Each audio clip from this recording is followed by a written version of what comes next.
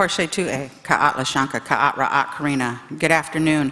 I'm really honored and humbled to be here and to be asked to come and speak before some of my elder activists in the world. Really, I think that it's an incredible opportunity and a journey for me to be able to talk about my ancestors who come right here. Many times we go to conferences and we want to learn about stuff that's going on the other side of the world, and we never pay attention to what's happening right here in our own backyard. Part of the colonization process with Ohlone people started by creating an invisibility with us. And that happens in a lot of different kinds of ways. One of the ways that we find invisibility among Ohlone people is that we are not a part of current history that's being taught in the public schools.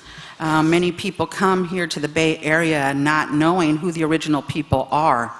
Many of you live here in the Bay Area and don't know that there are sacred sites many times in your own backyard. Many of you go to the Ohlone Greenway or the Ohlone Park and you play with your animals and you play with your kids and stuff and don't think about where that name comes from. And so the work that I'm going to talk about is the work that I've been doing in the Bay Area for the last 20 years. Given a little background, because some people come here. We have people from all over the world that come and settle in the Bay Area, not realizing whose land that they're on.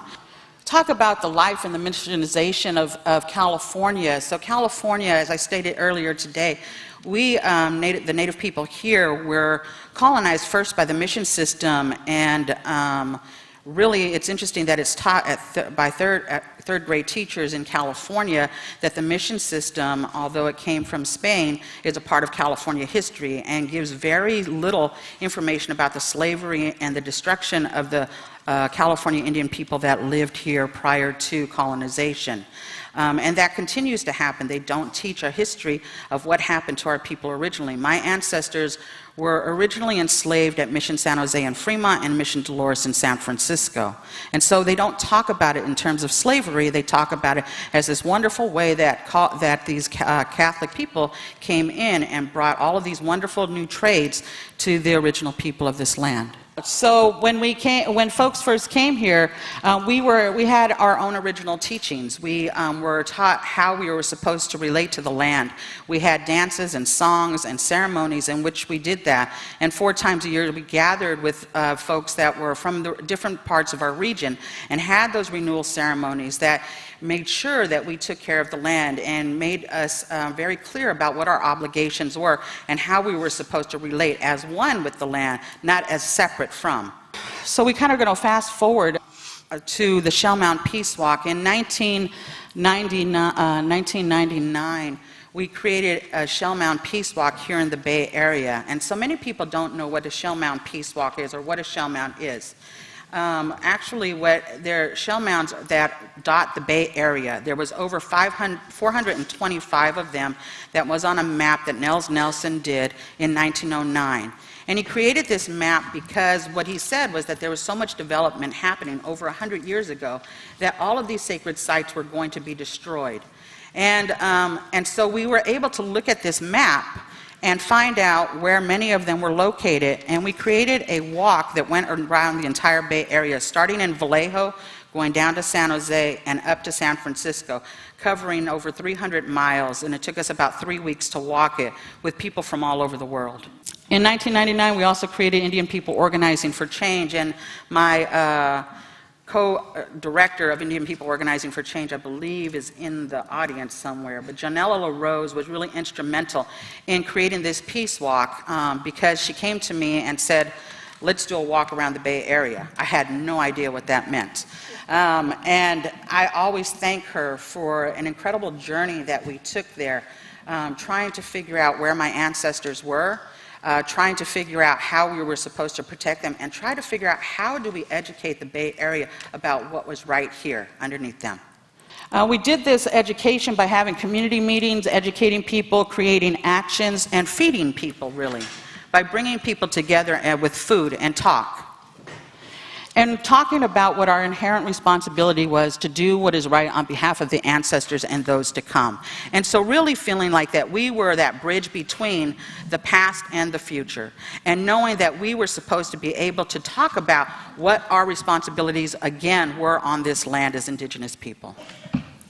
So many of you might know that there's this huge mall that's on the corner of Shell Mound Way and Ohlone Street.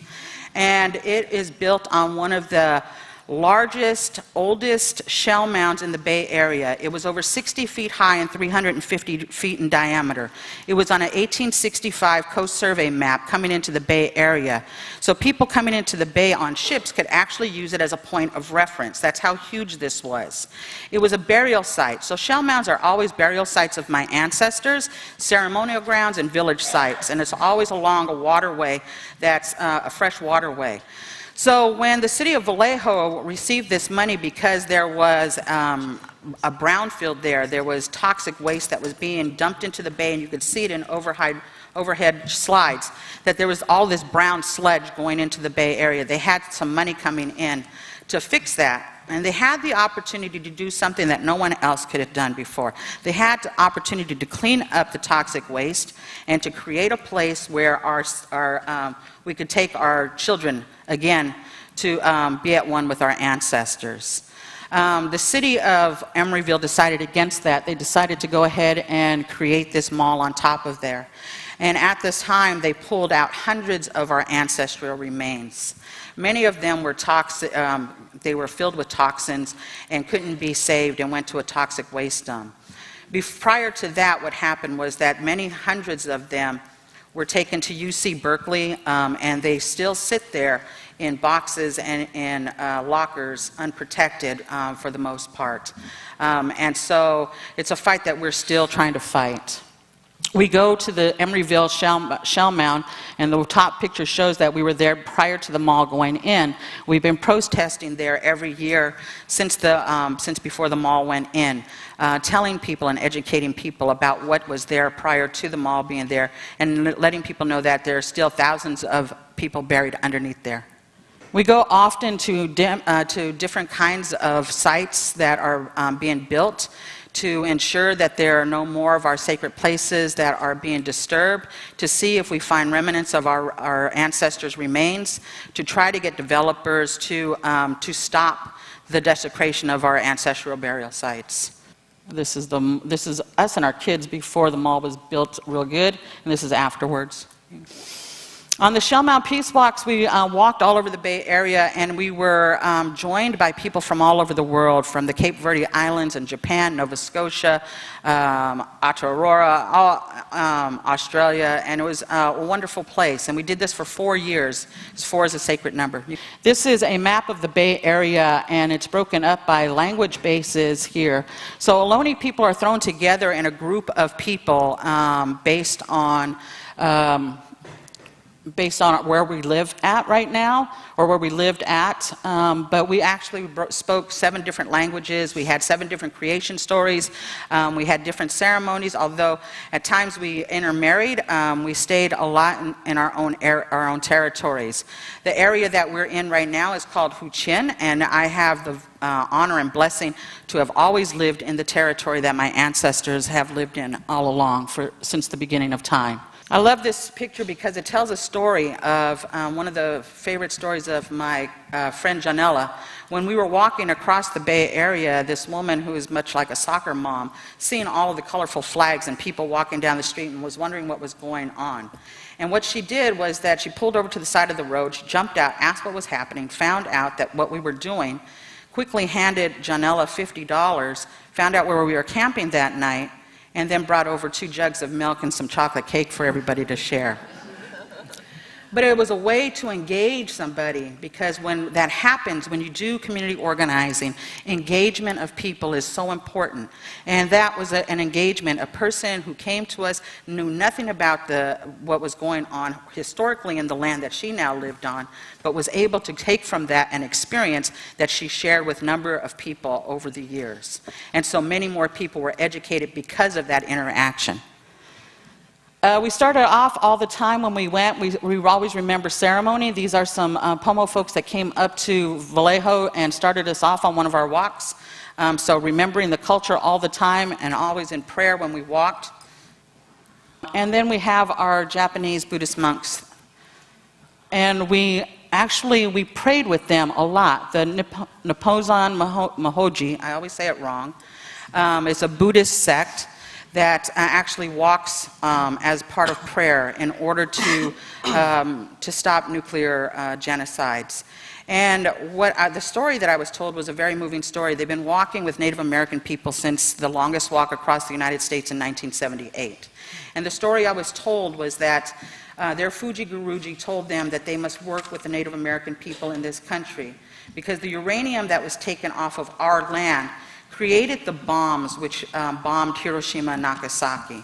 And in order to create real peace, that we needed to bond together and work together to make sure that that devastation and destruction didn't happen again. So they always walk with us.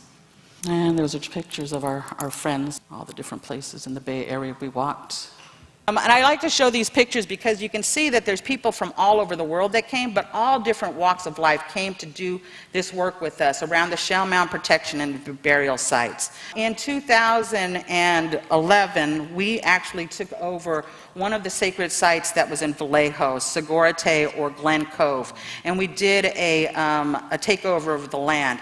After over 12 years of work trying to work within the system of the Greater Vallejo Recreation District and the City of Vallejo, it came a point where they were actually going to give the go-ahead to destroy two of the shell mounds that were on a park site. And so we called together a group of folks on April 14th of 2011 and asked them to come and stand with us that weekend. And we thought that we were going to get arrested. We ended up staying there for 109 days, taking over that sacred site without getting arrested. And we were amazingly blessed with having people from all over the world watch this occupation happen. And we used the UN drip in order to stay there, and also the religious rights of American Indians from 1978 to hold our ground.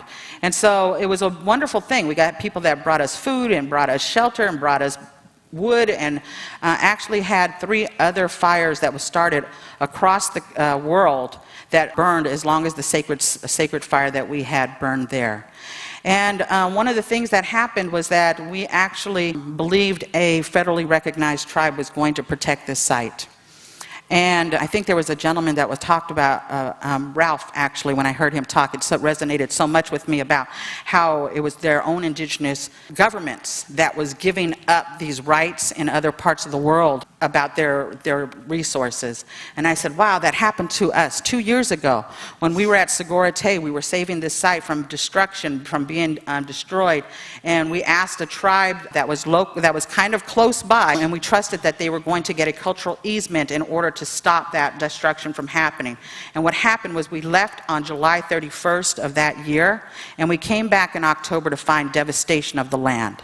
And so what we know today, and it's a hard lesson to learn, was that a government that's set up in the same style as the United States government is actually not working with the people that are working at the local level. And so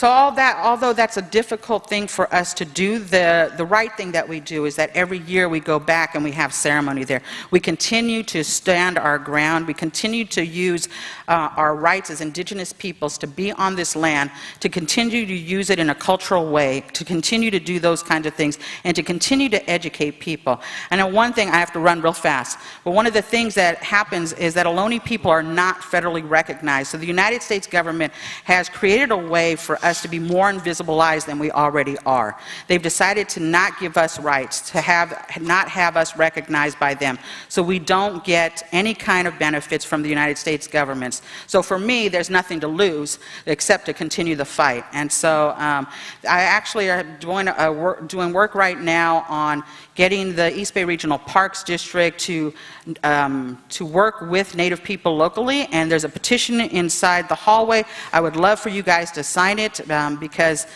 we need to have voices heard by East Bay Regional Parks to get our voices in our own land. Thank you.